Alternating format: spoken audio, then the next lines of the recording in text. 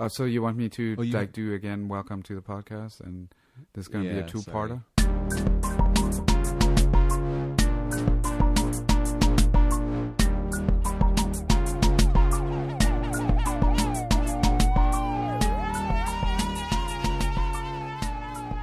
All right, this is TGE, the podcast, episode 46. This is the second part you've been waiting for. If you've been listening previously, we're leading up to Too Old to Die Young. I'm here with Tyler. Tyler, how are you?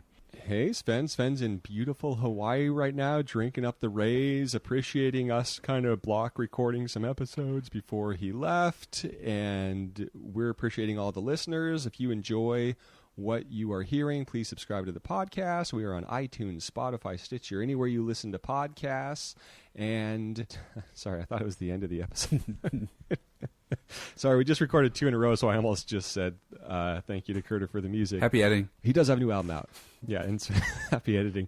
So Sven, so now we're kind of getting to the meat of it, talking about Too Old to Die Young. And at this point, it's a couple weeks out, so I'm very excited because I feel like this is a dormant cell of filmmaking that is just kind of going to be growing in conversation. And I think we're going to be just barely kind of catching the wave if this did drop last week, but it's going to drop when it is right now. And I have a feeling there's going to be a lot of conversation surrounding it at that point.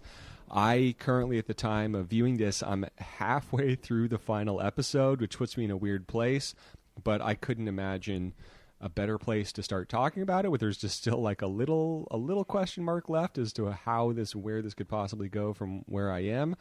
And yeah, so sorry we're not going to be totally up to speed on whatever, the current debate is about it, but I've seen a couple articles about it and stuff like that at this point, which is a couple weeks ago, I guess, or a week ago for us listening right now, that I will be addressing. Well, my take is going to be a little bit different because I've only seen the pilot, and I have a lot of questions. And but for what we're going to be talking about, I think it's going to be interesting because we're really just going to focus on the opening and how to set up a character and how this is different from what usually happens in La La Land. Well, that's what Sven's going to be focusing on. Okay. Do you have other things you're going to talk about?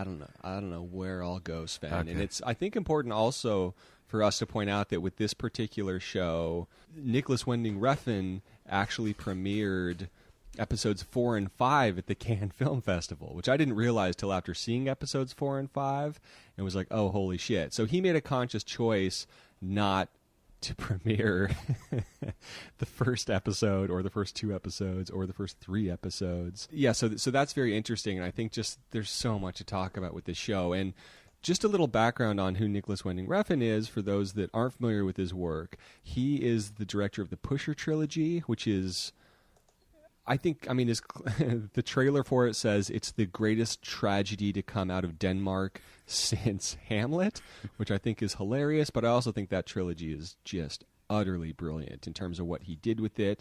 There's sort of like a natural style, yet incredibly heightened aspect to it. And then this is kind of the result of that filmmaker, who then, he also did Bronson with Tom Hardy, which I sometimes forget about, which is utterly amazing. Mads Mikkelsen was in the Pusher trilogy, but he was also in, I forget the name of it, and that's bad, but I feel like it's called Valhalla or something like that, where he's playing a Viking, which is very outside the box. And Winding Refn's interesting in the conversations I've had about him, because people very much like very different movies of his. Like, some people that like some other stuff really won't like the Valhalla film, I'm calling it. Like, I really love Bronson, and I'm less into the Viking one. And then he did Drive, of course, which put him on the international stage. He had all the pull in the world, and followed it up with Only God Forgives, which was a guy who, is not afraid to experiment. And I will also add that I was a big enough appreciator and fan of his work that I saw Fear the X, the very odd movie he did with Turturro, sort of in the American film system before he ran back to Denmark for freedom, which it seems like he wanted on this. He also followed Only God Forgives with Neon Demon, which I have yet to see, just because Only God Forgives was so oddly off-putting to me. I was like, no, dude. And to me, I kind of feel like if you keep going on this one, Too Old to Die Young, he has possibly found his balance. But there's going to be a lot of people talking about it, so we're happy to get in on the conversation and maybe bring your attention to it. Last thing, it's also the first movie we're going to be doing where we're going to be watching the clip actually on Amazon Prime. Yes. Not to drive you to it, but just because we can't find anything on YouTube. We did find... Except for a ton of spoilers. Yeah. I'm halfway... don't look at clips on YouTube because I'm halfway through the last episode right now, and I saw spoilers, like thumbnails and titles of clips where I was like, really? Why would you do that? Like, that's jacked up. So avoid YouTube at all costs because there are some major spoilers on there. Well, there's one link that I think we should include, which does sort of show half of the opening that I'd like to talk about today, just the first part. But I think you really need the second part as well to understand what's going on. So that's why I said, can we just go on Prime and watch it there so we can really see the context? And there's a third part. Like, if we wanted to make this a 2-hour podcast... like the first 18 minutes in its own is so interesting what is going on in terms of setting up a show, a character, and we're going to get into it. We're going to get into the Miles Teller character and what's going on there. I also can't wait because I know from getting further into it that there's like a whole aspect of this that you're not even I know. able to I'm notice. totally aware that we have no clue what his deal is. Like, there is no telling whatsoever what is going on. But the way that we're slowly being led into this guy is not quite right. Like, you're kind of wanting to root for him, and he's supposed to be the one that's going to save the day, at least in the opening, and he clearly doesn't. Anyway. Well, that's one of the many things that I think is interesting about exactly the artistic intention of this series, which he calls a 10-hour film. And that's a classic noir thing, right? Not to the extent, and obviously Star is Born is a noir. Is this actually a neo-noir film? Like, would this qualify? Because I'm not sure. Well, it's playing, I mean, I think it's redefining the style. Because one, moral ambiguity. Is this person good or bad? Okay. That's a classic noir trait, right? Yeah. He's a law enforcement officer. Like the stylistically. He's stoic. It's highly stylized. I mean, in its own way. So it definitely is preying on noir stuff. In the same way, it's having a lot of fun and preying on, I think, concepts of episodic television. And someone sent me an article the other day. I didn't read it, but it's interesting because it said, like, what happens when you give filmmakers free reign or no discipline or something like that. And after Only God Forgives and knowing like what Refn's capable of in going full ref, and again, a lot of people love Only God Forgives, and cool, great for them. Obviously, there's a lot of interesting stuff about it, but this to me, in terms of how indulgent it was and the things I think you're going to say you had problems with, Sven, in terms of like, the main character not speaking, though being in every scene with only one other person for 12 minutes. Yeah. Brilliant. I love that. It does. So it's like you have to enjoy an audience being a little bit fucked with. Yeah. So that's, why I could get behind. It reminds me a lot of Twin Peaks: The Return. But in terms of when Refn's gone fully off the rails, quote unquote, before, it definitely has an element of discipline, especially at the end in terms of servicing what's needed for an episodic drama that I was blown away by. Like, it's hitting all the check boxes. You're developing different characters, you're setting a central mystery, you're leaving a huge door hanging open at the end of the episode, and the way that it kind of continues in doing that stuff throughout, I think is very disciplined. And it wasn't until deep in it that it had a very like graphic novel feel to me. And because Amazon with this show, and I'm very interested in, sorry for like babbling so much, but although it is a podcast, I'm very interested in listeners' reaction to this, because I've never seen a show that so quickly on Amazon rushes the next episode onto you, because I think if they get you to the end, they're like, get the next one going, like keep them in. I feel like it's 1/8 of the time you usually have for that little wheel to spin and the next episode to pop up. So I was kind of like surprised at some of it, especially later on, of how disciplined it is in terms of story that's being laid out, for how outside the box and wild it is. Yeah. And it had a very graphic novel feel to me in terms of just these long shots with nothing really going on, and then sparse dialogue. And then, of course, it turns out that the guy writing it with him is, in fact, comic book author Ed Brubaker. Ed Brubaker. Yeah, he did like Captain America, Winter Soldier, and a lot of like interesting stuff. So cool. I don't know. It's a very weird pairing, and obviously like a lot of explorations of weird ways violence can happen and all that stuff. And it was a 10-month shoot, and as crazy as it is, there's no way you can look at any of these shots and not say that considerable thought went into every single frame of it. Though, that said, I thought the movie climax was entirely mapped out. The latest Gaspar Noé film, he didn't die. And it turns out it was like an improvised thing, which blows my mind completely. So who knows? Anyways, that's my rant about this. Let's do a quick setup for the listeners who haven't seen the show. Too Old to Die Young is an American crime drama web television series written by Nicholas Winding Refn and Ed Brubaker and starring Miles Teller and Augusto Aguilera. It premiered on Amazon Video and John Hawkes on June Jenna Malone. 14th, 2019. Too Old to Die Young follows a grieving police officer who, along with the man who shot his partner, finds himself in an underworld filled with working-class hitmen, Yakuza soldiers, cartel assassins sent from Mexico, Russian mafia captains, and gangs of teenage killers. There you go. That is the weirdest, kind of most off-base synopsis I've ever heard. Oh, okay. Do your version. Grieving? Grieving, yeah. What? About his partner? Did they watch it? All right. I was like, what is he grieving? Who died in his life? And then kind of realized, then you said the partner. I was like, really? Okay. Okay. Well, I mean, that's what happened in the He's first teaming up 18 with the guy that shot the right? partner? I think it's a good setup for what we're about to see, because there's something we're not about to see, and we're going to have to spoil it, I think. Sure. I don't know what you're talking about, but I mean, the first episode. And Sven, who's the editor of this? There are two editors, Annie Guides, and Matthew Newman. So I was originally watching it. I'm curious your reaction, but I was originally watching it, especially the first few episodes, thinking, "Oh, we got to re-edit this into a 2-hour movie." Yeah. But as it goes, there's a lot of like space in this. But as it goes, there are scenes where it's like, wow, like how? Oh, we didn't even mention Billy Baldwin's in it. There are scenes that are just these fully realized like reffin scenes that just play as these total individual things. I don't know. I think it's a fun way to kind of explore with the way the boundaries can be pushed and stuff like that. But what was your reaction, Sven? I'm very curious. My reaction is that Matthew Newman is the editor of Drive, The Neon Demon, Valhalla Rising, was it? And Cicero, Day of the Soldado. Well, my reaction... Sicario. Sicario? Okay, good. Sicario, The Day of the Soldado. Okay. Well, I was very, very intrigued.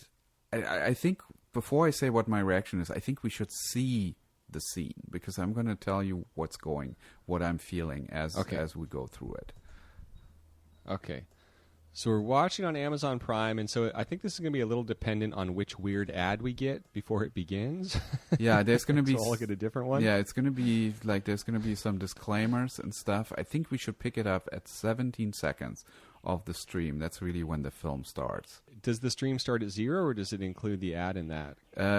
It doesn't have an ad. It just has like the director's Gotcha. like weird hashtag, right? And then it right. has the disclaimer that there's nudity and violence and language and adult content. Yeah, there's a lot of disclaimers to make you think he's lost his mind in this, but then a lot of things where it's like maybe he didn't.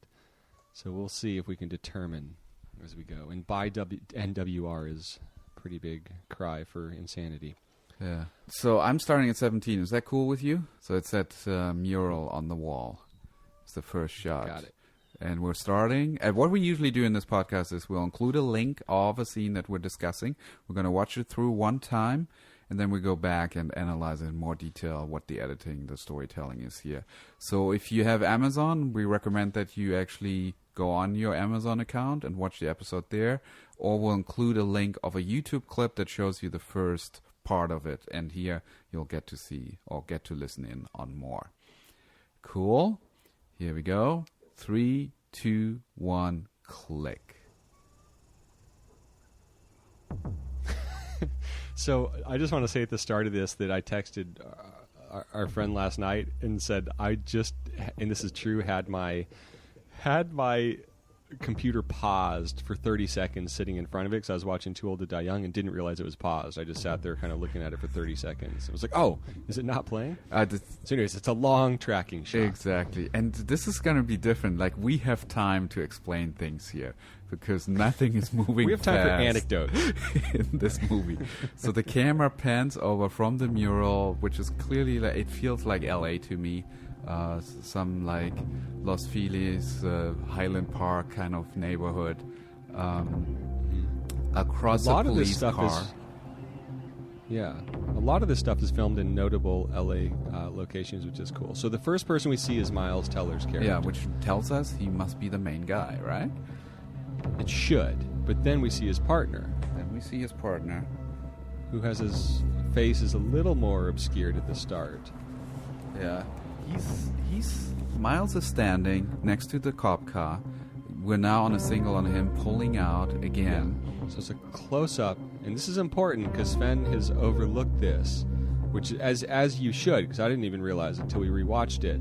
But look at the only other person that gets a close-up in this is. I haven't overlooked it. Besides Miles. Yeah, no, so... Oh, you did? Yeah, so then we cut to another car, and there's, like, reflections on... It feels like a standoff to me. Like they're watching each other. I don't know if that's really what's happening, but we're having so much time. Like the camera is moving across the hood of this car, panning over, soft focus.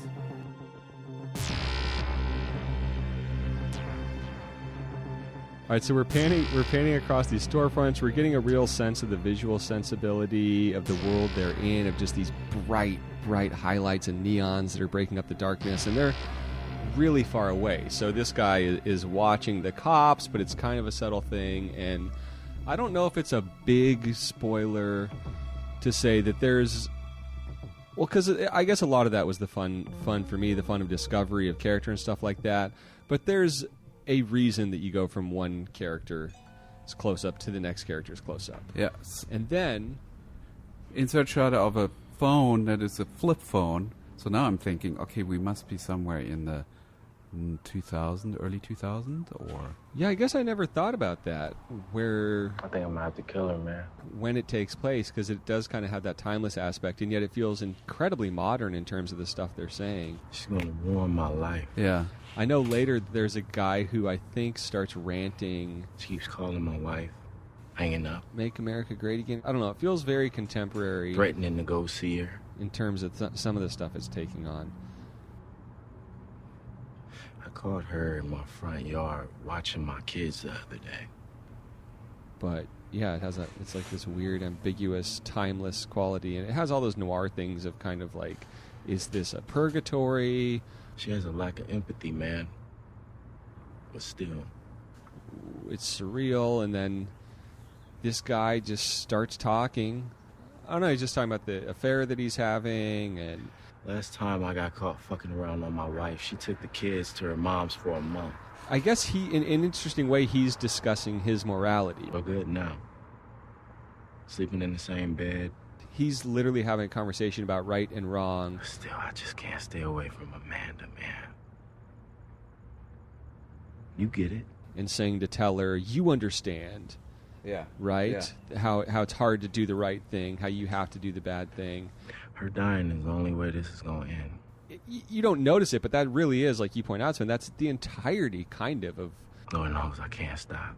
A huge theme and thread throughout this entire series is that... You'll see. Question of morality. Believe me. Which is, again, like a major noir theme. It's like we're not even in control of our own lives. So it's not as random as it seems. They are. Women. You know, it's not random at all if you really get into the nitty-gritty of it. Ultimate evil. Yeah, and at this point I'm thinking, okay, so I guess Miles is along for the ride, but he must be disapproving of this. His partner is telling him, you understand, right?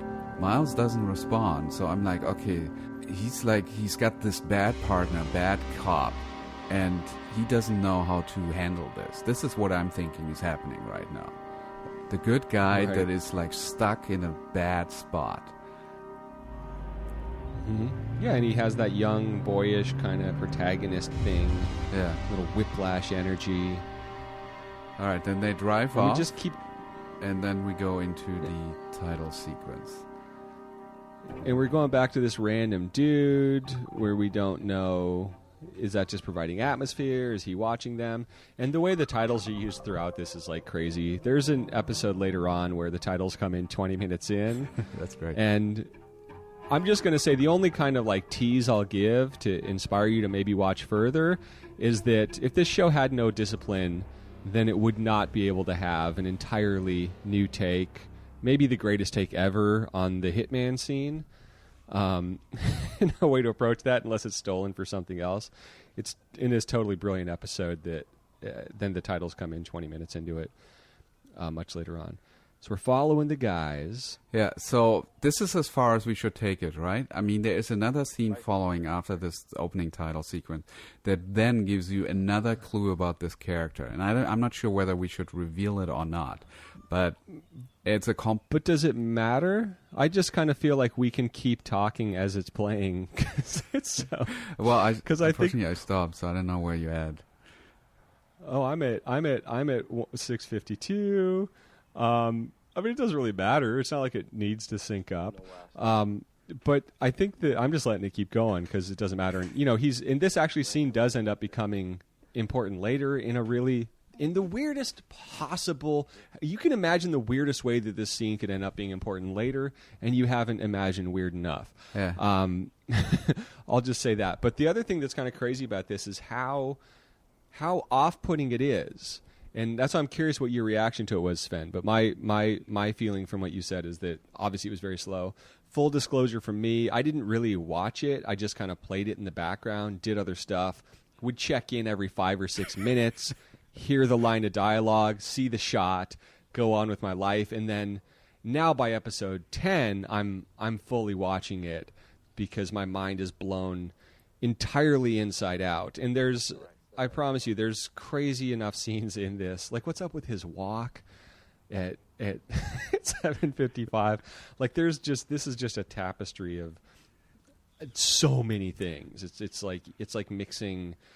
You know, it's like when they have like a thing at Dairy Queen where you're like, wait, why did they? What, you put an entire Heath bar in there and Skittles, like, and ice cream? What's happening? Oh my God! See, now I just realized who this woman is. Holy crap! Yeah, so I think what's going to happen is this show is either completely crazy and disciplineless and nuts, or it's designed in such a way where you have to earn it, and the first few episodes are super slow and weird, but it keeps escalating, or they figured it out as they went because it becomes much tighter going on, and somehow the drama does add through the whole thing. So you can't say it's undisciplined, and there are things paying off that I didn't realize. And I think what's going to happen is I'm going to have to go rewatch this whole damn thing and actually pay attention. That's my take right now. Yes. If it catches on and it gets into the ether. Because I only want to watch something like this if I can talk about it. So I had a little bit of an opposite experience. Like, I was glued to the first 20 minutes. Ooh. And partially it was because they built up this bad guy character in a way that it was almost unbearable. Like, I was like, this is just bad. And it's getting worse and worse. And, I mean, I don't want to spoil it, but within that 18 minutes, you actually get some relief from this. And that made me like, okay, this is awesome. And, but the one thing that carried over is this Miles Teller character. It's like, you don't know what his deal is. Like, in that next scene that we are not showing, you would have expected him to react one way, and then he clearly doesn't. He doesn't do nothing. He does the opposite of what you want him to do. And now you're like, oh, I thought you're gonna like help us out, and you don't. And so I thought it was a really, really interesting way of setting up your main character and leaving it really open to what his deal is. I can't remember a show where I felt this confused and intrigued and disturbed at the same time about the main character, whether I'm actually willing to go along with him.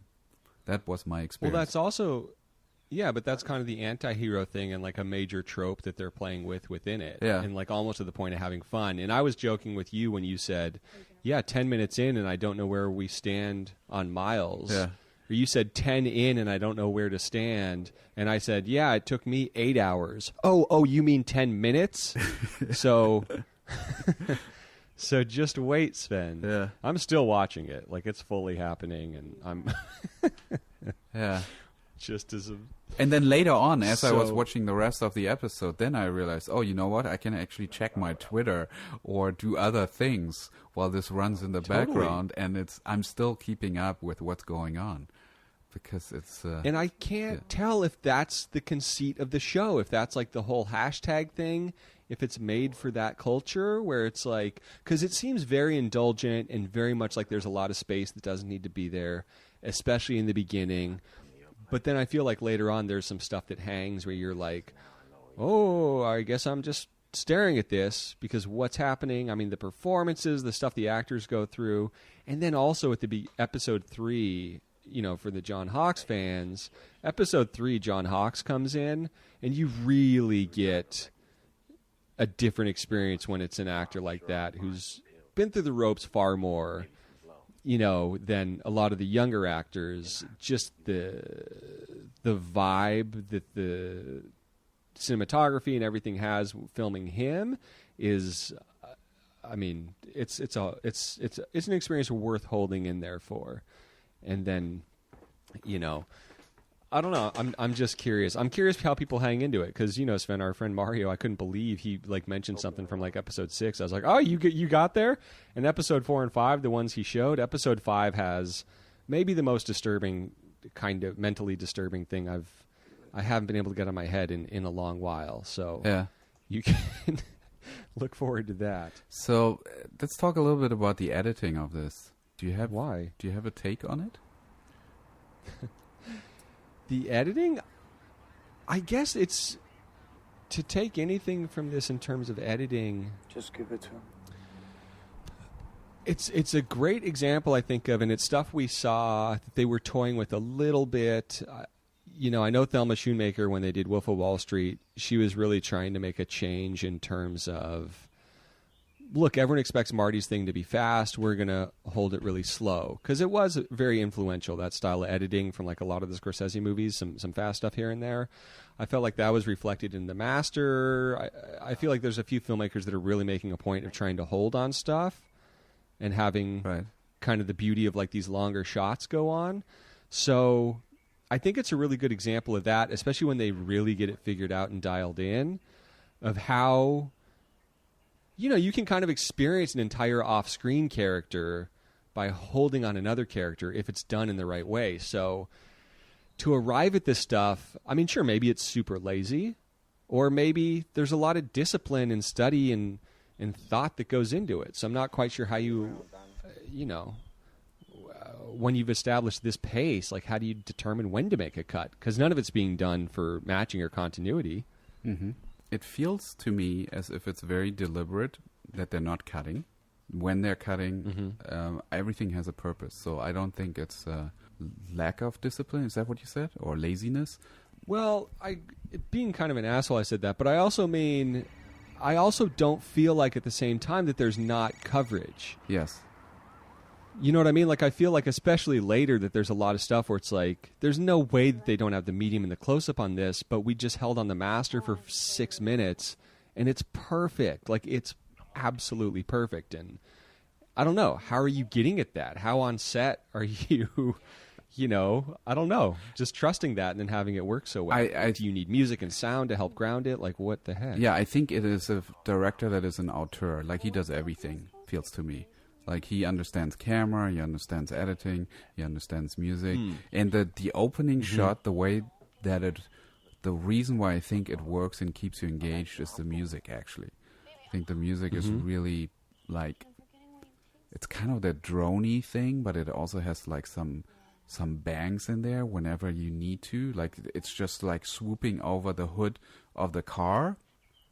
And then the music is making this shot that we can actually endure it.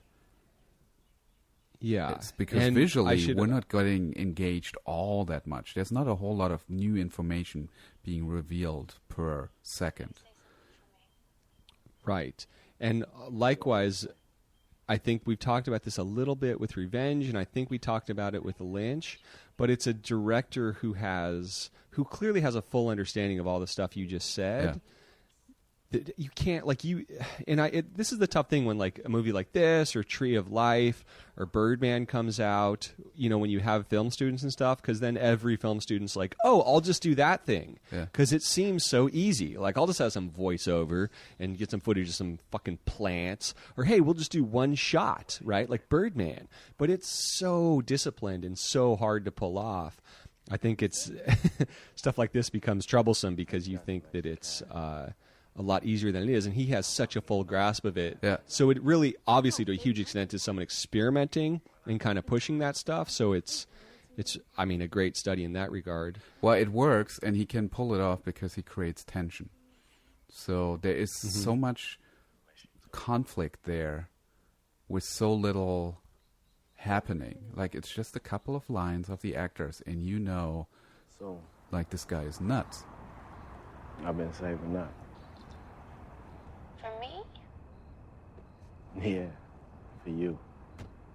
Where? You'll see.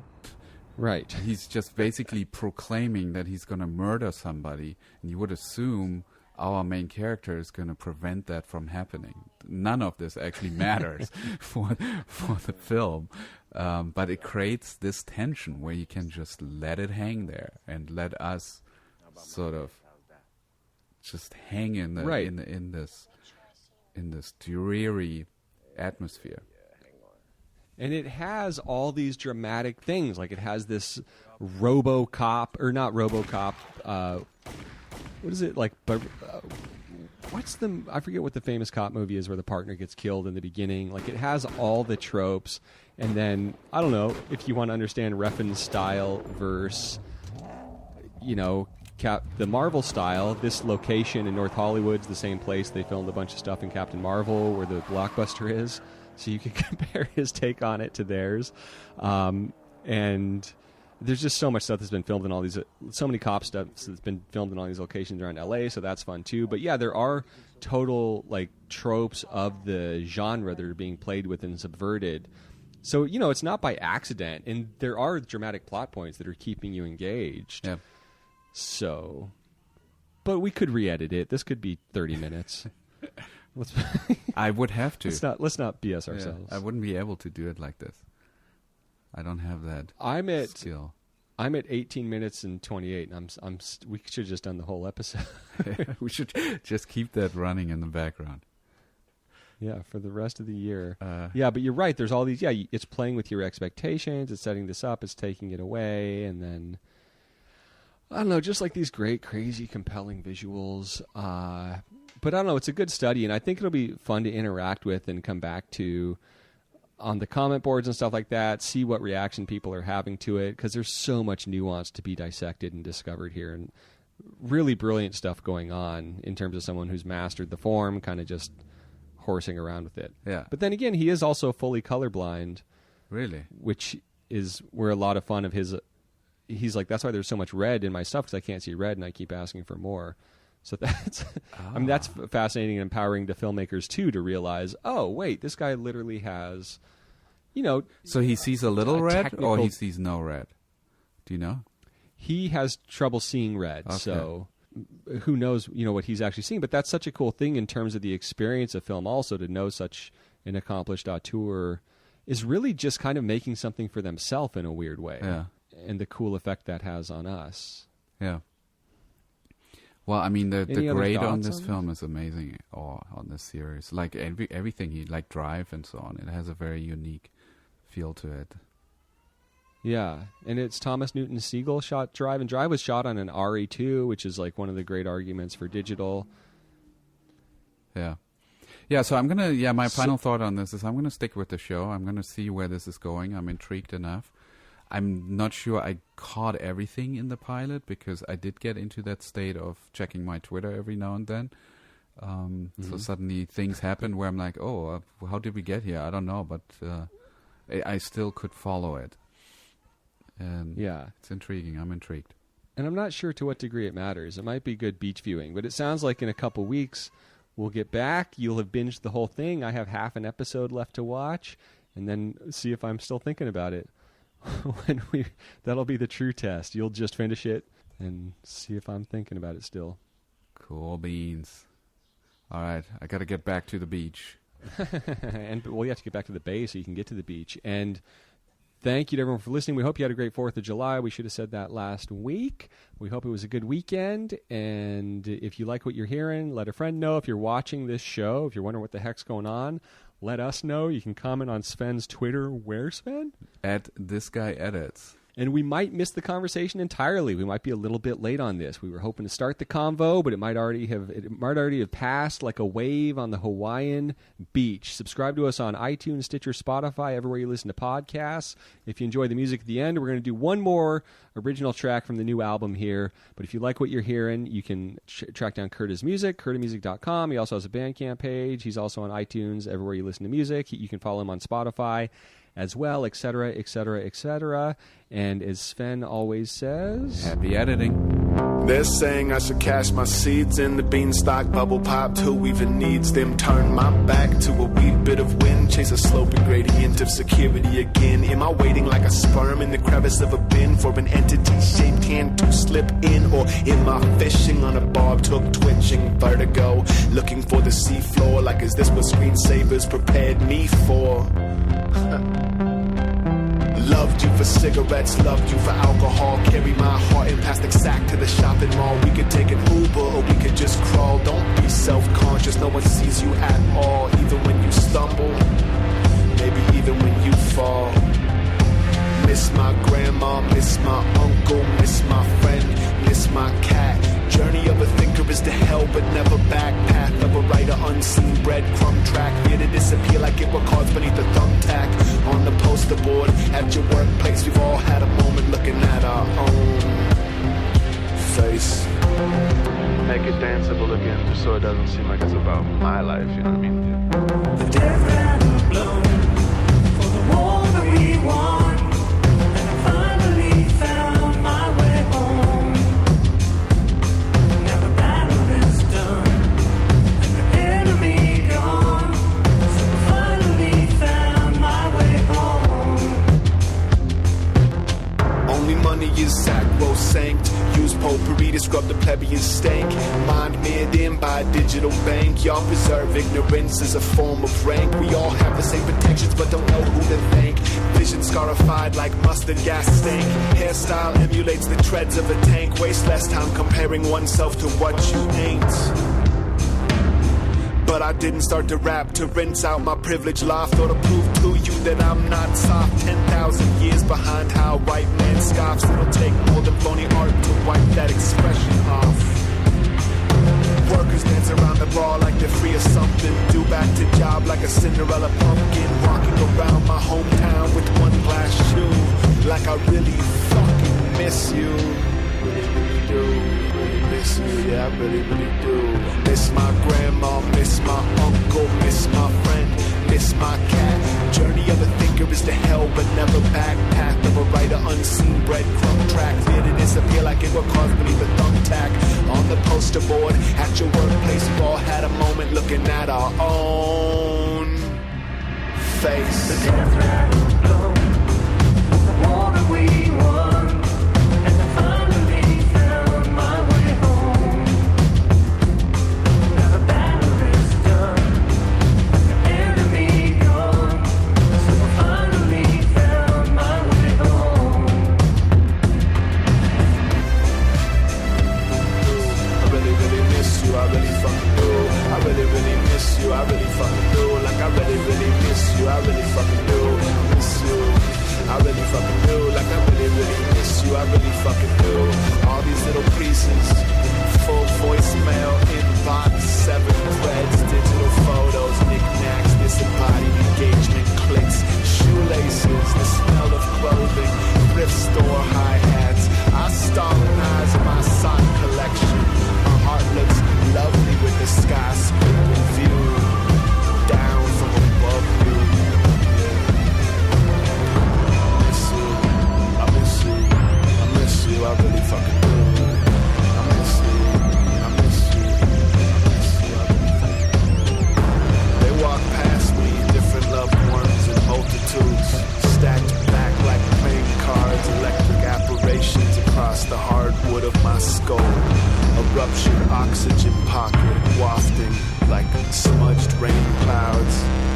I tried painting again and failed. I tried painting again and failed. I tried.